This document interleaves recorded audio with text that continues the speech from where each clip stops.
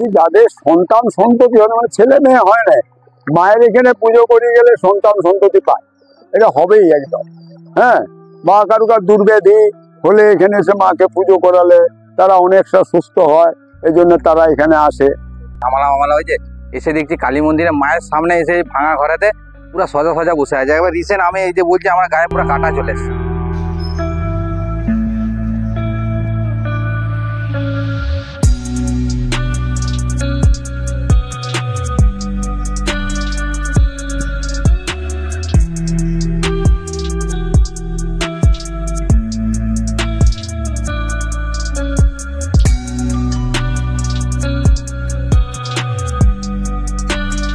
বীর আম্বেরের সময়কার এই মুন্ডমালা ঘাট এবং বিষ্ণুপুরের যে ইতিহাস, তাতে মুন্ডমালার ঘাট কথিত আছে এবং সবাই সর্বময় এই বিষ্ণুপুর সবাই যায়।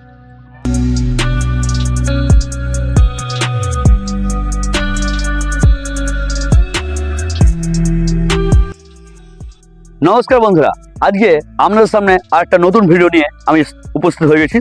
তো আমি আজকে এসেছি বিষ্ণুপুরের মুন্ডমালিনী ঘাট। এই মুন্ডমালিনী ঘাট হয়তো আপনারা সবাই শুনে থাকবেন। কোথায় শুনে থাকবেন? বিষ্ণুপুরের ইতিহাস ঘাটলেই আপনারা পেয়ে যাবেন এই মুন্ডমালিনী তলা। তো এইটা হচ্ছে এই মায়ের পুরনো স্থান, আর এইটা নাকি আগে ডাকাতরা পুজো করতো, এটা ডাকাতকালী নামেও প্রসিদ্ধ আছে।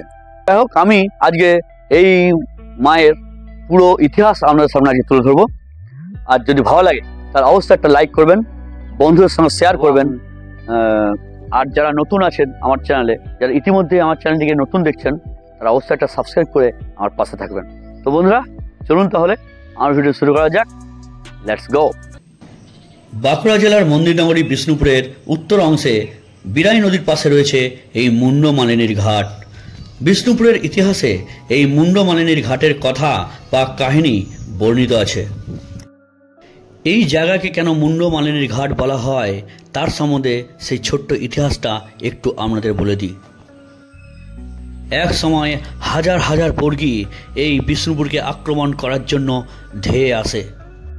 সেই সময় রাজা বীরহাম্বীর এই মুন্ডমালার ঘাটে হাজার হাজার বর্গীদের মুন্ডচ্ছেদ করে পাহাড়ে পরিণত করেছিলেন এবং সেই মুন্ডের মালা তৈরি করে দেবী মৃন্ময়ীর চরণে সমর্পিত করেছিলেন।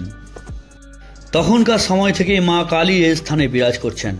এই মা কালী যেমন একদিকে করুণাময়ী, আবার অন্যদিকে পাপও নাশেনি। এই চাকদাহ গ্রামের মানুষ মা কালীর চরণে সমর্পিত করেন তাদের সকল দুঃখ কষ্ট।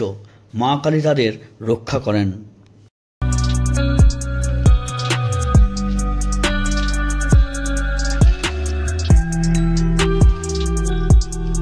কারুকার দুর্ব্যাধি হলে এখানে এসে মাকে পুজো করালে তারা অনেকটা সুস্থ হয়, এই জন্য তারা এখানে আসে। যে কোনো অসুবিধা হলে সাংসারিক মায়ের এখানে সবাই আসে। মায়ের যে কতদিনের এখানে আদিষ্ঠান সেটা হয়তো বংশ পরম্পরা তো হয়ে আসছে। তো আমরা শুনেছি বীরহাম্বীর রাজা বিষ্ণুপুরের সেই সময়কার মা মুন্ডমালা ঘাট এবং বিষ্ণুপুরের যে ইতিহাস, তাতে মুন্ডমালার ঘাট কথিত আছে এবং সবাই সর্বময় এই বিষ্ণুপুর সবাই যায়, বিষ্ণুপুর ব্লক সবাই জানে। মায়ের এখানে অলৌকিক জিনিস আছে, সেটা আমরা কিছু বুঝতে পারি না। বিহার থেকে কয়েকজন সাধু এসে এখানে রাত্রি যাপন করে ডেরা পর্যন্ত করেছিল, কিন্তু তারাও লাস্টে বললো যে এখানে মায়ের যা জিনিস আছে আমরা গ্রহণ করতে পারলাম না, অনেক চেষ্টা করলাম, পারা গেল না। এই স্থানে মা কালী রাতের বেলায় ঘোরাফেরা করে। এলাকার একজন মানুষ রাতের বেলায় মাকে দেখতে পায়। তিনি কিছু বুঝতে না পেরে মাকে অনুসরণ করে।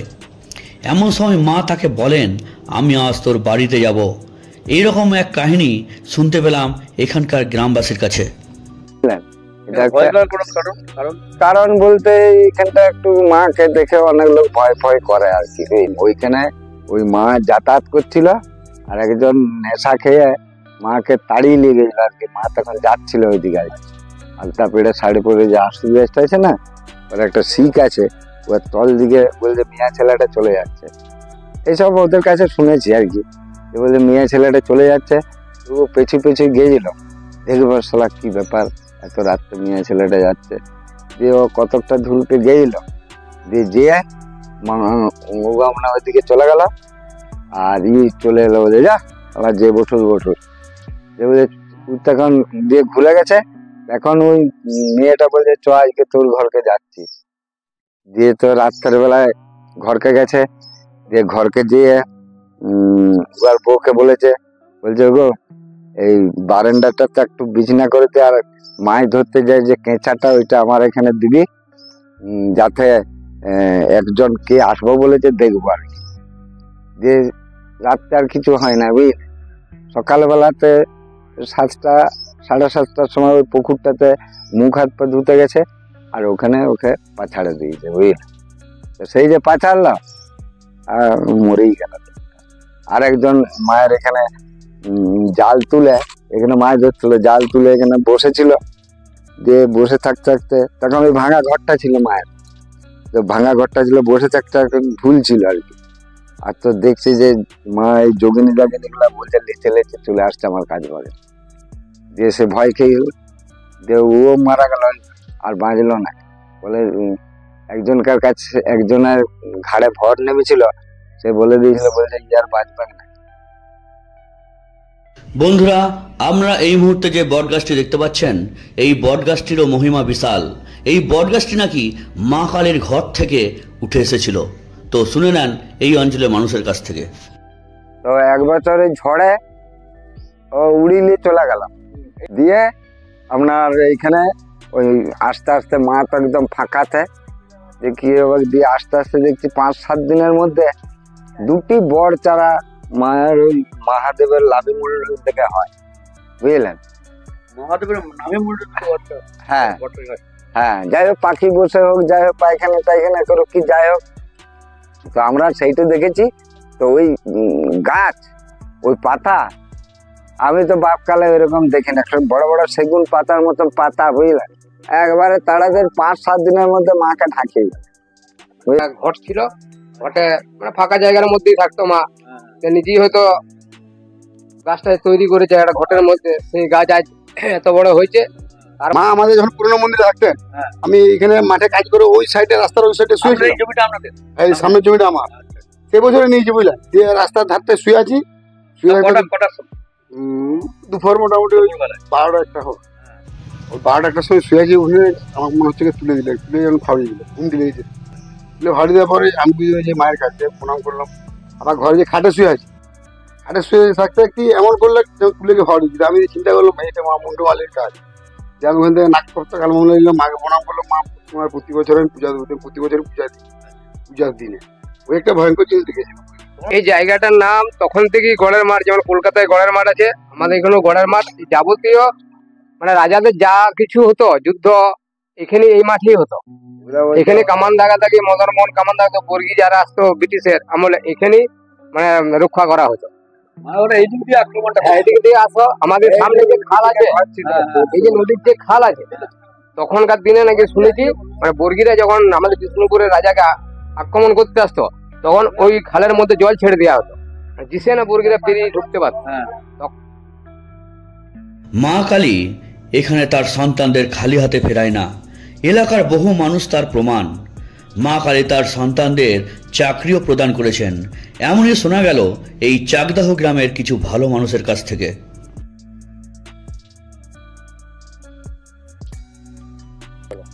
আমার একটা রিসেন্ট আর গিয়ে বছর 4 কেস।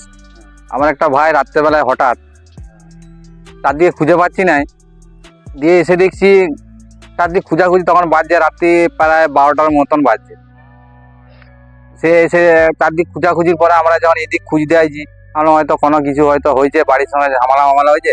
এসে দেখছি কালী মন্দিরে মায়ের সামনে এসে ভাঙা ঘরেতে পুরো সোজা সোজা বসে আছে। একবার রিসেন্ট আমি এই যে বলছি আমার গায়ে পুরো কাটা চলে এসছে।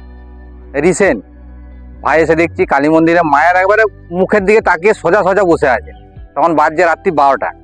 যে ভাইকে এসে বলছি, হ্যাঁ রাত্রি 12টার সময়। দিয়ে আমি যে এখানে কি করতে এসছু রে? বলছে আমাকে খেয়ে যেমন ডাকলো, আমি এখানে এসে বসে আছি। যে ঘরকে নিয়ে গেছি, নিয়ে যাওয়ার পরে ভাই প্রায় এক ঘটি জল খেয়েছে। 1 ঘটি জল খেয়েছে। আমরা বিশ্বাস করতে পারিনি যে ইয়ার ভূত লেগেছে না ইয়ার পেট লেগেছে। কিন্তু তারপরের থেকে পুরো ভাই জ্বর। তারপরের দিনে মা এখানে পূজা দেওয়ার পরে ভাই শান্ত হলো। সেই ভাই এখন BSF এর চাকরি করছে। এইটা এবার আমার রিসেন্ট ঘটনা, আমি নিজের চোখে দেখেছি একবার। এটা মানে শোনা কথা নয়। আমি নিজের চোখে দেখা, আমি এই যে বলছি আমার পুরো গায়ে যেমন কাটা দিচ্ছে। তারপরে শোনা গেছে যে এরকম কিছু মানুষের মহাপাত্রপাড়া বা বিষ্ণুপুর মহাপাত্রপাড়া বলে একটা জায়গা আছে, সে হয়তো মায়ের কৃপাতে বড় রকম চাকরি পেয়েছিল, উনি এই মন্দিরটা করে দিয়েছিলেন। বন্ধুরা, আপনারা এরপর যখন এই বিষ্ণুপুরে ঘুরতে আসবেন তখন অবশ্যই এই ঐতিহাসিক স্থানটিকে দর্শন করে যাবেন।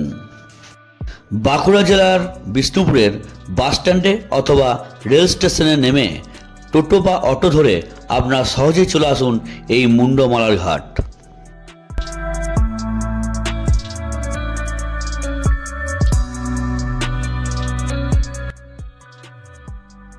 তো বন্ধুরা, তাহলে চলুন এবারে ঘর যাওয়ার পালা।